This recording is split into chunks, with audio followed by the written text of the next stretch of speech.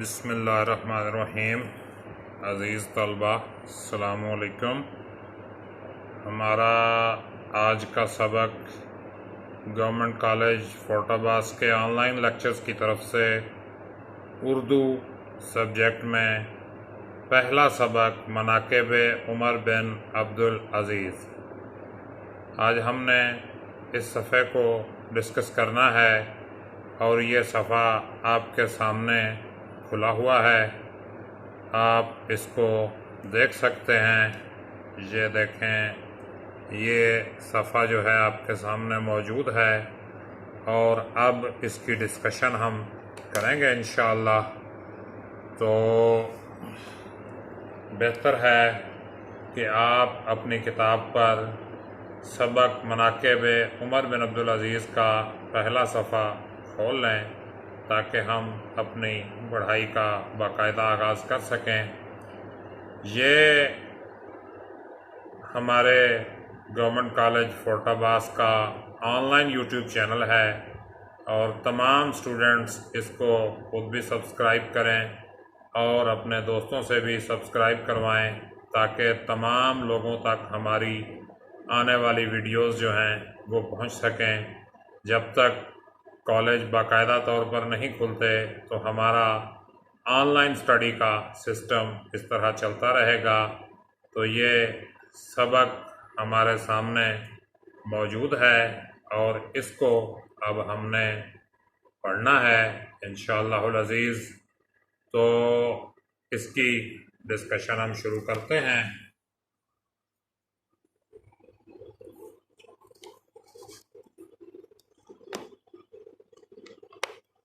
جی تو عزیز طلبہ،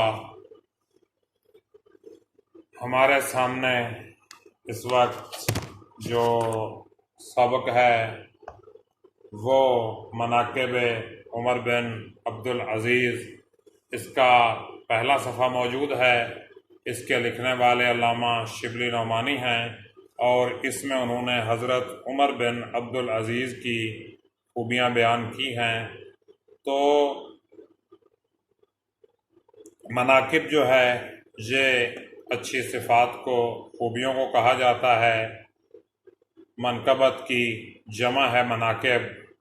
عمر بن عبدالعزیز خاندان بنو امیہ کے 10ویں خلیفہ تھے اور یہ سلمان بن عبد الملک کے بعد خلافت پر بیٹھے اور کوئی 2.25 سال تک خلافت کرنے کے بعد ان کا انتقال ہو گیا اور روایات میں یہی ملتا ہے کہ انہیں اپنے خاندان والوں نے زہر دے دیا اور اس طرح ان کی شہادت ہوئی۔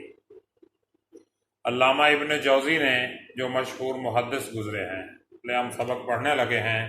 علامہ ابن جوزی، علامہ سبت ابن جوزی، یہ حدیث کے مشہور عالم تھے۔ علامہ ابن جوزی نے، جو مشہور محدث گزرے ہیں، ابن جوزی نے اس لیے کہا جاتا تھا کہ ان کے گھر میں جوز یعنی اخروٹ کا ایک درخت تھا۔ تو عربی میں اخروٹ کو جوز کہتے ہیں، تو جوز کی نسبت سے انہیں ابن جوزی کہا گیا۔ یہ عبد الرحمن سبت ابن جوزی ان کا نام تھا۔ حدیث کے بہت بڑے عالم تھے۔ اس کے علاوہ اور بھی بہت سے موضوعات پر ان کی کتب ہیں۔ حضرت عمر فاروق اور عمر بن عبدالعزیز کے حالات میں ایک کتاب لکھی تھی جس کا نام سیرت العمرین رکھا تھا۔ عمر کا تثنیہ جو ہے وہ عمرین ہے۔ تو علامہ سبت ابن جوزی نے حضرت عمر فاروق اور عمر بن عبدالعزیز کے حالات زندگی پر جو کتاب لکھی اس کا نام سیرت العمرین رکھا۔ ہم نے یہ کتاب مصر میں کتب خانہ خدیویہ میں دیکھی تھی۔ کتب خانہ خدیویہ مصر کا شاہی کتب خانہ، جس سے الفاروق کے لیے بہت سے مفید معلومات انتخاب کیے تھے۔ خدیویہ، یہ جس زمانے میں علامہ شبلی نعمانی نے مصر کا دورہ کیا، اس زمانے میں مصر کا جو بادشاہ تھا اس کو خدیو مصر کہا جاتا تھا، یعنی اس کا لقب ٹائٹل خدیو مصر تھا۔ تو اس کا جو شاہی کتب خانہ تھا اسے کتب خانہ خدیویہ کہا گیا۔ تو عمر بن عبدالعزیز اور عمر فاروق کے حالات زندگی پر جو کتاب تھی سیرت العمرین، یہ علامہ شبلی نعمانی نے مصر کے کتب خانہ خدیویہ میں دیکھی اور الفاروق کے لیے بہت سے مفید معلومات انتخاب کیے۔ الفاروق علامہ شبلی نعمانی کی لکھی ہوئی کتاب ہے، جس میں انہوں نے حضرت عمر فاروق رضی اللہ عنہ کی سیرت کے بارے میں لکھا ہے۔ علامہ موصوف نے اس کتاب میں صرف ان باتوں کو لیا ہے جو زیادہ تر ان کے اخلاق اور عدل و انصاف سے واسطہ رکھتی ہیں، زیادہ تر ان کے اخلاق اور عدل و انصاف سے تعلق ہے جن باتوں کا۔ چنانچہ ہم چند واقعات کو اس موقع پر نقل کرتے ہیں۔ ان میں حضرت عمر بن عبدالعزیز کے واقعات اور حالات میں سب سے زیادہ جو چیز قابل لحاظ ہے، قابل لحاظ کا مطلب خیال رکھنے کے قابل، وہ غیر مذہب والوں کے ساتھ ان کا طرز عمل ہے۔ طرز عمل کا مطلب سلوک۔ عمر بن عبدالعزیز مذہب کی مجسم تصویر تھے۔ مجسم تصویر کا مطلب واضح تصویر جو سامنے سے نظر آتی ہے۔ مذہبی حیثیت سے ان کو عمر ثانی کا لقب دیا گیا، عمر ثانی کہا گیا ان کو، دوسرا عمر، اس لیے غیر مذہب والوں کے ساتھ ان کا جو طرز عمل تھا وہ ان کی شخصی حالت نہیں بلکہ مذہب اسلام کا اصلی طرز عمل ہے۔ یعنی وہ جو غیر مذہب والوں کے ساتھ اچھا سلوک کرتے تھے، اس کا مطلب یہ نہیں کہ وہ ذاتی طور پر غیر مذہب والوں کے ساتھ کوئی محبت رکھتے تھے، بلکہ اسلام کی تعلیمات یہی ہیں کہ غیر مذہب والوں کے ساتھ اچھا سلوک کیا جائے تاکہ وہ آپ کے اچھے سلوک سے متاثر ہو کر دائرہ اسلام میں داخل ہو جائیں۔ ان واقعات میں سے ہم ایک واقعے کا ذکر کرتے ہیں۔ ایک دن عمر بن عبدالعزیز مسند خلافت پر متمکن تھے۔ متمکن کا مطلب بیٹھے ہوئے تھے۔ ایک عیسائی نے جو حمص کا رہنے والا تھا، حمص شام میں ایک جگہ کا نام ہے، کچھ لوگ اسے حمص بھی پڑھتے ہیں، دربار میں آ کر یہ شکایت کی کہ خلیفہ ولید بن عبد الملک کے بیٹے عباس نے میری زمین پر زبردستی قبضہ کر لیا ہے۔ ولید بن عبد الملک یہ سلمان سے پہلے والا خلیفہ تھا، سلمان بن عبد الملک سے پہلے جس کے پاس خلافت تھی یا حکومت تھی، اس کا نام ولید بن عبد الملک تھا۔ اس کے بیٹے عباس نے میری زمین پر زبردستی قبضہ کر لیا ہے۔ عمر بن عبدالعزیز نے عباس کی طرف دیکھا۔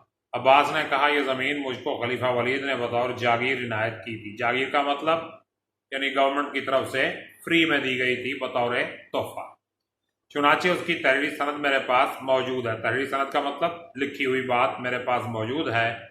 عمر بن عبدالعزیز نے عیسائی کی طرف مخاطب ہو کر کہا تم کیا جواب دیتے ہو؟ عیسائی سے بات کی، تم کیا کہتے ہو؟ اس نے کہا امیر المومنین، میں خدا کی تحریر قرآن مجید کے مطابق فیصلہ چاہتا، یعنی مجھے خدا کی تحریر کے مطابق فیصلہ چاہیے، قرآن مجید کے مطابق فیصلہ چاہیے۔ قرآن مجید میں لکھا ہے کہ جس کا حق ہے اسے دے دو۔ عمر بن عبدالعزیز عباس کی طرف مخاطب ہو کر کہا، عمر بن عبدالعزیز نے عباس کی طرف مخاطب ہو کر کہا عباس، خدا کی تحریر تیرے باپ ولید بن عبد الملک کی تحریر پر مقدم ہے، اس سے پہلے ہے۔ یہ کہہ کر وہ زمین عباس کے قبضے سے نکال کر عیسائی کو دلا دی۔ ان کا ایک اور کارنامہ جو نہایت قابل قدر ہے، سلاطین بنی امیہ کی ناجائز کارروائیوں کا مٹانا تھا۔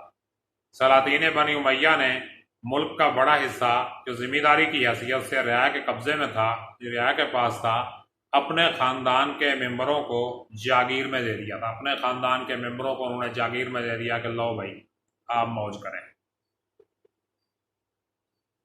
جس طرح سلاطین تیموریہ کے زمانے میں بڑے بڑے صوبے شہزادوں کی جاگیر میں دے دیے جاتے تھے۔ سلاطین تیموریہ مغل بادشاہوں کے دور میں بڑے بڑے صوبے شہزادوں کی جاگیر میں دے دیے جاتے تھے۔ عمر بن عبدالعزیز تخت خلافت پر بیٹھے تو سب سے پہلے ان کو اس کا خیال ہوا، لیکن ایسا کرنا تمام خاندان خلافت کو دشمن بنا لینا تھا۔ جتنے بھی خلافت کے رشتہ دار تھے، خلیفہ کے رشتہ دار، بھتیجے، بھانجے، دوسرے رشتہ دار تھے، ان سب کو دشمن بنا لینا تھا، تاہم انہوں نے اس کی کچھ پرواہ نہ کی۔ تو یہ ہم نے پہلا صفحہ پڑھا ہے اس سبق کا۔ اب ہم دوسرا صفحہ نکالنے لگے ہیں۔ یہ دوسرا صفحہ ہمارے سامنے موجود ہے۔ یہ دیکھیں، یہ اوپر دیکھیں۔ اول جب انہوں نے یہ ارادہ کیا تو تمام خاندان نے عمر کو، جو عمر بن عبدالعزیز کی پھوپھی تھیں، سفیر مقرر کر کے بھیجا۔ انہوں نے حضرت عمر بن عبدالعزیز کے پاس جا کر کہا تمام خاندان برہم ہے اور مجھ کو ڈر ہے کہ عام بغاوت نہ ہو جائے اور لوگ ہنگامہ نہ کر دیں۔ عمر بن عبدالعزیز نے کہا میں قیامت کے سوا اور کسی دن سے نہیں ڈرتا۔ وہ مایوس ہو کر چلی آئیں۔ لیں اب اس کو پڑھتے ہیں ہم۔ بہتر یہی ہے کہ آپ اپنی کتاب اپنے سامنے کھول کر رکھیں۔ اول مطلب پہلے پہلے، جب انہوں نے یہ ارادہ کیا، مطلب یہ پروگرام بنایا، تو تمام خاندان نے ام عمر کون تھی؟ عمر بن عبدالعزیز کی پھوپھی تھی، سفیر مقرر کر کے بھیجا، یعنی اپنا نمائندہ مقرر کر کے بھیجا۔ انہوں نے حضرت عمر بن عبدالعزیز کے پاس جا کر کہا تمام خاندان برہم ہے کا مطلب ناراض ہے، بگڑا ہوا ہے، غصے ہے، اور مجھ کو ڈر ہے کہ عام بغاوت نہ ہو جائے، لوگ عام طور پر بغاوت نہ کر دیں، لوگ عام طور پر کھڑے نہ ہو جائیں اور لوگ ہنگامہ نہ کر دیں۔ عمر بن عبدالعزیز نے کہا میں قیامت کے سوا اور کسی دن سے نہیں ڈرتا، مجھے قیامت کے سوا اور کسی دن کی پرواہ نہیں۔ وہ مایوس ہو کر چلی آئیں۔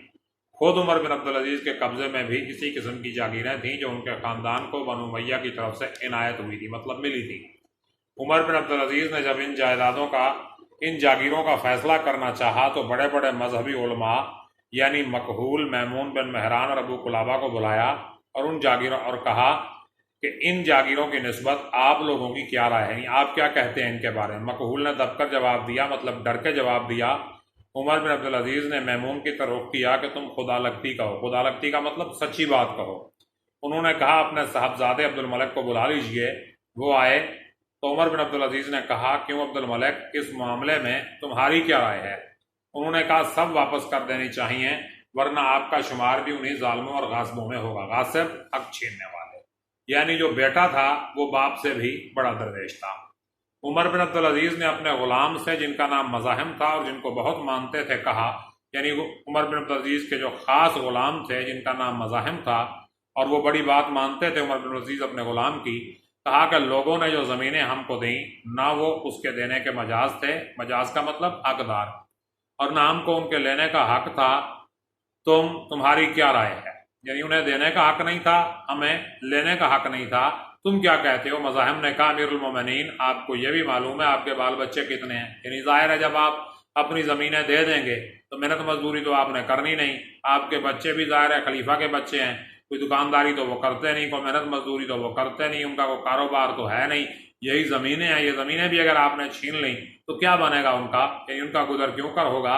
عمر بن عبدالعزیز کے آنسو نکل آئے اور کہا ان کا مالک خدا ہے۔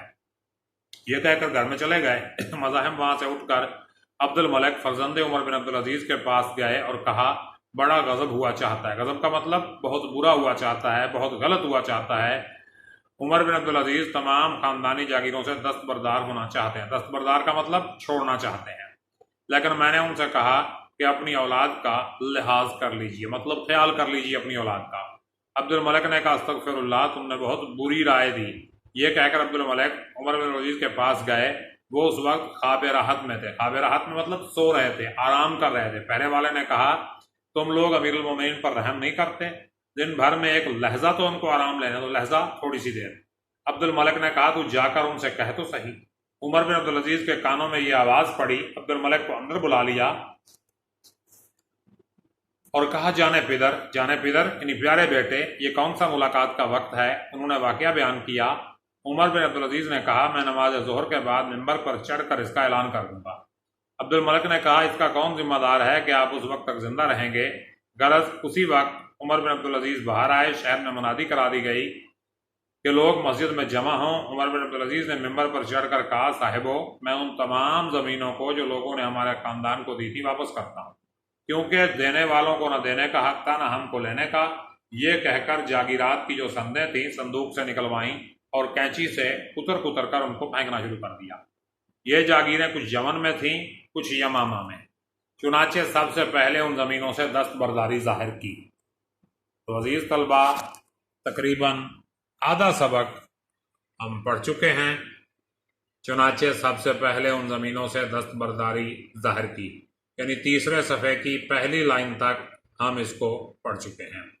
تو اس کا جو مین تھیم ہے یا جو اس کا یوں سمجھ لیں کہ خاص خبروں کا جو خلاصہ ہے وہ اس طرح ہے۔